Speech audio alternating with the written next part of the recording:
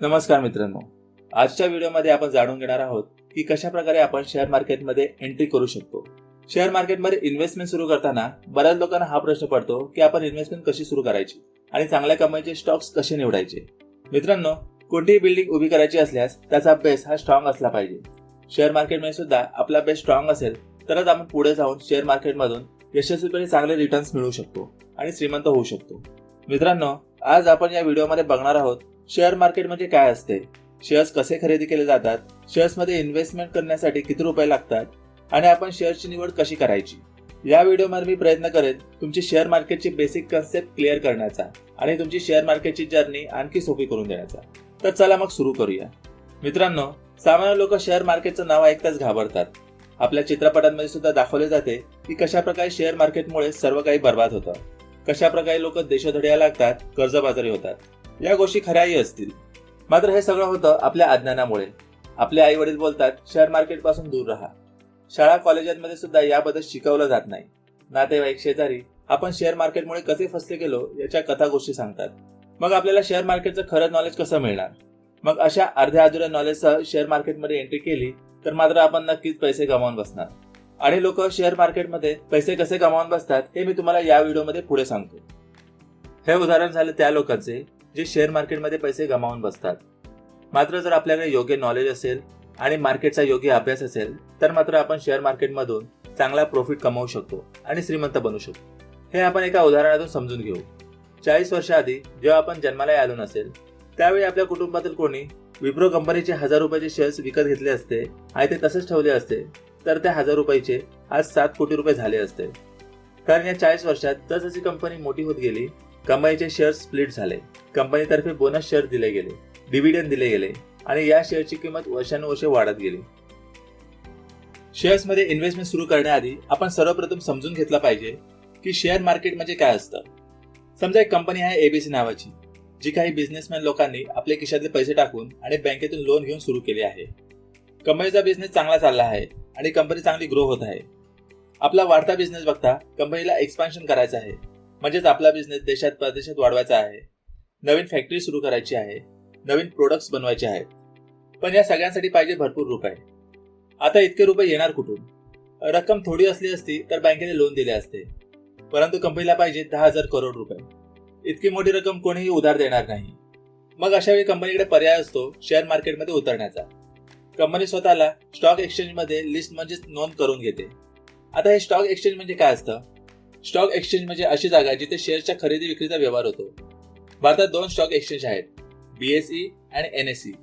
BSE म्हणजे Bombay stock exchange आणि NSE म्हणजे नॅशनल स्टॉक एक्सचेंज। या दोन्ही स्टॉक एक्सचेंजमध्ये 5000 पेक्षा जास्त कंपन्या सध्या लिस्टेड आहेत। एकदा का कंपनी स्टॉक एक्सचेंजमध्ये लिस्ट झाली की कंपनी आपले शेअर्स शेअर मार्केटमध्ये विकायला मोकळी।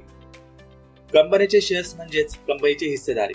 जेव्हा कंपनी आपले शेअर्स विकते तेव्हा शेअर विकत घेणारा व्यक्ती हा त्या कंपनीचा हिस्सेदार म्हणजे शेअर होल्डर बनतो। जेव्हा जेव्हा कंपनी बिझनेस करते आणि प्रॉफिट कमवते तेव्हा त्यामध्ये त्या शेअर होल्डरचा सुद्धा हिस्सा असतो, म्हणजेच कंपनीचा शेअर होल्डर हा एक प्रकारे कंपनीचा मालकच बनतो। समजा आता कंपनीने तुमच्याकडून पैसे घेतले आणि तुम्हाला कंपनीचे शेअर्स दिले। 2 दिवसानंतर तुम्हाला पैशाची गरज पडली आणि तुम्हाला ते शेअर्स विकायचे आहेत। कंपनी ते शेअर्स पुन्हा तुमच्याकडून खरेदी करणार नाही, कारण त्यांनी ते पैसे वापरले कंपनीच्या एक्सपान्शनसाठी। त्यांच्याकडे आता तुम्हाला द्यायला पैसे नाहीत। आता तुम्ही काय करणार? तुम्ही ते शेअर्स विकणार शेअर मार्केटमध्ये। अशा प्रकारे शेअरच्या खरेदी विक्रीचा व्यवहार हा शेअर मार्केटमध्ये होत असतो, ज्यामध्ये तुम्ही कोणत्याही कंपनीचा शेअर खरेदी करू शकता आणि विकू शकता। आता इन्व्हेस्टिंगचा नेक्स्ट क्वेश्चन म्हणजे शेअर मार्केटमध्ये शेअर्स कसे विकत घ्यायचे। आपण स्टॉक एक्सचेंजमध्ये जाऊन डायरेक्ट शेअर्स विकत घेऊ शकत नाही, तर ते आपल्याला स्टॉक ब्रोकर मार्फत खरेदी करावे लागतात। स्टॉक ब्रोकर आपल्याला डिमॅट अँड ट्रेडिंग अकाउंटची सुविधा पुरवतात। आपण जे शेअर्स विकत घेतो ते या डिमॅट अकाउंटमध्ये जमा असतात आणि जेव्हा आपल्याला शेअर्स विकायचे असतात तेव्हा सुद्धा या डिमॅट अकाउंटमधून ते विकता येतात। म्हणून आपल्याला सर्वप्रथम डिमॅट अकाउंट उघडावे लागते। त्याचबरोबर आपला एक बँक अकाउंट आपल्या डिमॅट अकाउंटला लिंक करावा लागतो। त्यामुळे शेअरच्या खरेदी विक्रीसाठी लागणाऱ्या पैशाची ट्रान्झॅक्शन सुरळीतपणे होते। भारतात ICICI securities, Angel One, Zerodha, Sharekhan, Groww असे अनेक स्टॉक ब्रोकर्स आहेत जे आपल्याला डिमॅट अकाउंटची सुविधा पुरवतात। डिमॅट अकाउंट ओपन करताना आपल्याला काही गोष्टींवर लक्ष दिले पाहिजे, जसे की हे स्टॉक ब्रोकर्स आपल्या शेअरच्या खरेदी विक्रीवर किती ब्रोकरेज घेतात, तसेच त्यांचे अॅन्युअल मेंटेनन्स चार्जेस किती असतात, वेगवेगळ्या स्टॉक ब्रोकरचे वेगवेगळे चार्जेस असतात. त्यानुसार आपण कंपॅरिझन करून योग्य त्या ठिकाणी डीमॅट अकाउंट ओपन करू शकतो. त्याचबरोबर डीमॅट अकाउंटला आपण आपल्या मोबाईलवरून किंवा कॉम्प्युटरवरून ऑपरेट करता येईल अशी सुविधा असली पाहिजे. याचा फायदा असा असतो की आपण कधीही किंवा कुठेही असो तरीही मोबाईलवरून लॉग इन करून आपल्याला शेअर्सची खरेदी विक्री करता येते आणि या कामासाठी आपल्याला स्टॉक ब्रोकरच्या ऑफिसचे दार वारंवार ठोठावे लागत नाही. इन्व्हेस्टमेंट स्टार्ट करणाऱ्या प्रत्येकाला एक प्रश्न पडतो की शेअर मार्केटमध्ये इन्व्हेस्टिंगसाठी किती रुपये लागतात. तर मित्रांनो, आपण एखाद्या लहान अमाऊंट पासून सुद्धा इन्व्हेस्टमेंटला सुरुवात करू शकतो. समजा तुमच्याकडे दर महिन्याला 1000 रुपये शिल्लक राहत असेल तर ते 1000 रुपये सुद्धा पुरेसे असतात इन्व्हेस्टमेंट करायला.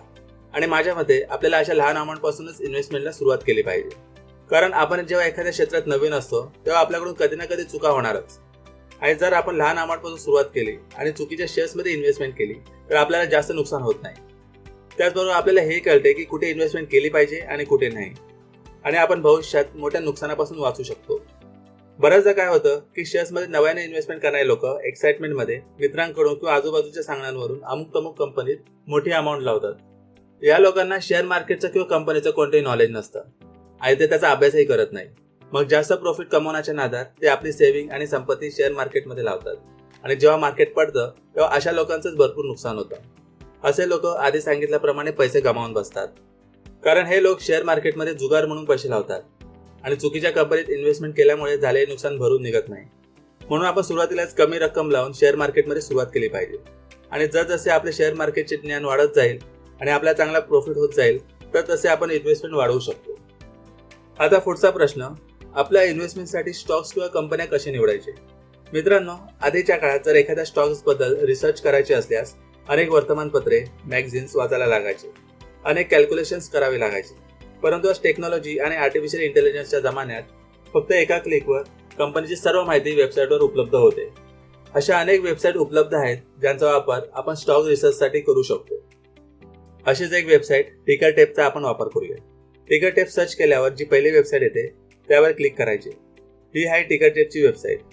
येथे आपण स्क्रीनरवर क्लिक करायचे तर हे आहेत शेअर मार्केटमध्ये लिस्टेड सर्व कंपन्या. लेफ्ट साईडला आपण येथे क्लिक करून large cap, mid cap, small cap या कंपन्या बघू शकतो. मार्केट कॅपिटलायझेशन नुसार म्हणजेच आकारानुसार या कंपन्यांची वर्गवारी केली जाते. लार्ज कॅप कंपन्या म्हणजे सगळ्यात मोठ्या आणि जुन्या कंपन्या असतात. त्यामध्ये इतर कंपन्यांच्या तुलनेत रिटर्न्स कमी मिळते, परंतु या कंपन्या बुडण्याचे चान्सेस सुद्धा कमी असतात. त्याचप्रमाणे आपण सेक्टर वाईज सुद्धा कंपन्या बघू शकतो. येथे आपल्याला consumer, finance, information technology, health care मधील कंपन्या बघता येतात.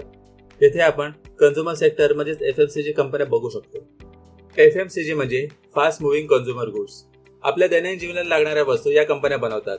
अगदी तेल, साबण, शॅम्पू पासून ते कपडे, ब्युटी प्रोडक्ट्स इत्यादी.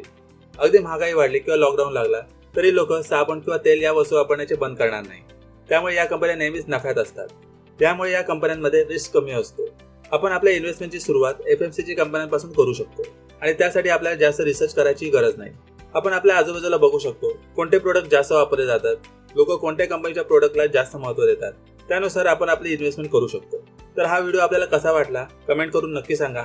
आमच्या चॅनलला सबस्क्राईब करा आणि नवीन व्हिडिओच्या अपडेटसाठी बेल आयकॉनवर क्लिक करा. धन्यवाद.